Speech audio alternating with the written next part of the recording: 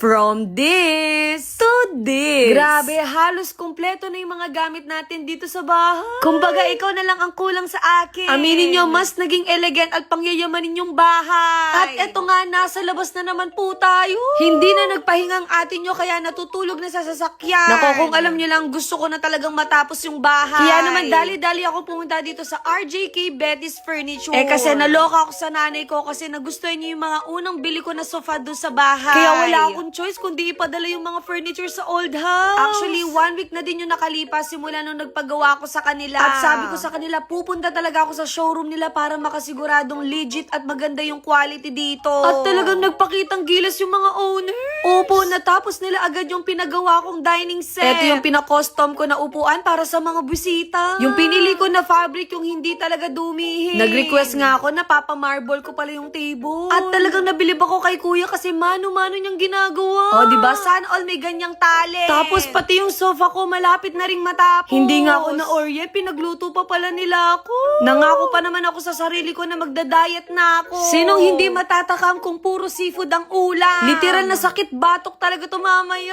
After 1, 2, 3, 4, 5, 6, 7 years, eto nga, bumalik ako sa bahay. Namumroblema na nga ako kasi wala pa ring laman yung bahay natin. Siguro dito na lang hihiga yung mga busita ko. Sakto, nakita ko pa si Papa nagre-relax. Opo, pati dining set, problemado talaga ako. Nabigla ako, merong nagdo-doorbell sa labas. Meron na naman tayong busita. Finally, dumating na din yung mga furnitures natin. Nako, sobrang kabado talaga ako kasi akala ko hindi sila makakadating. Sabi ko kasi sa kanila, kailangan matapos ng 2 linggo. Kasi nakapag-set na talaga ako ng house blessing. Opo, 4 na araw na lang mabibless na yung bahay. Kaya siguradong marami na naman tayong mga busita. So ayan, bumili na nga ako ng carpet para isahang ayos na lang. Nagpatulong na nga ako kina ate mag-ayos na itong carpet namin. Alam niyo ba na first time ko nagkaroon ng ganito kagandang carpet. Kaya sa mga busita ko, pakiingatan na lang po ha. At eto nga, sineset up na nila yung sofa ko. Alam niyo ba, pangarap ko talaga magkaroon ng cloud sofa. Opo, lahat ng mga furnitures ko, pinakustomize ko talaga. Pati yung dining table, ako talaga namili ng kulay. Nung una, 6-seater lang talaga to, pero ginawa ko ng 8-seater. Para at least kapag may mga busita ko, hindi kami mabibitin sa upuan. Baka akala nyo,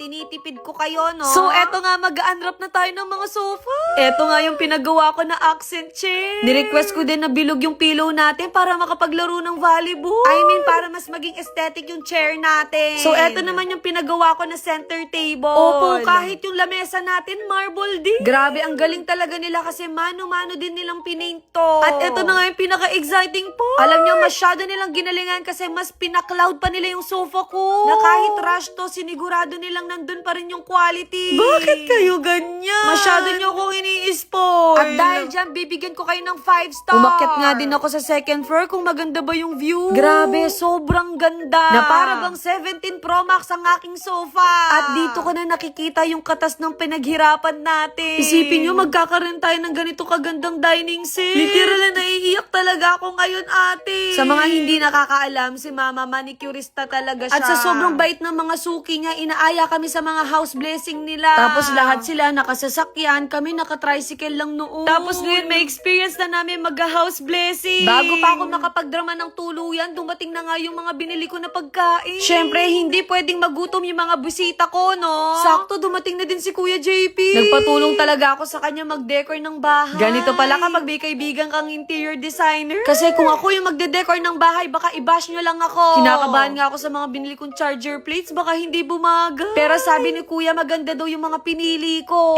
Ako lang to, oh. Alam nyo, first time ko din gagawin sa buong buhay ko to. Kasi kahit wala yan, basta may plato at ulam, makakakain ako. Alam niyo naman ako, gusto ko aesthetic ang bahay. O, diba? Kahit yung spoon and fork namin, gold na rin. Kaso naalala ko, pinahiram lang pala ako ni Kuya. At para dagdag gastos, bumili din ako ng wine glass tsaka water glass. And this is the result. Grabe, ang ganda na ng bahay. O, diba? Meron pang pakape ang kuya niya. At least masasabi kong komportable ako sa pinagawa kong table. Ngayon naman, magdadagdag tayo ng ka-estetikan dito sa bahay. Wala nga akong makontribute dito, kaya nag-cheer na lang ako. Siguro kung sa school lang to, baka bumagsak na ako. Sa nakikita ko, parang gusto ko ng pa-blessing bukas. Aminin nyo, halos kumpleto na talaga dito. Bumili din kami ng side table. At pati yung ilaw natin, ulap na rin. Ayan, pinaramdam ko na sa inyo kung ano bang feeling nasa langit. Ayun lang. Bye!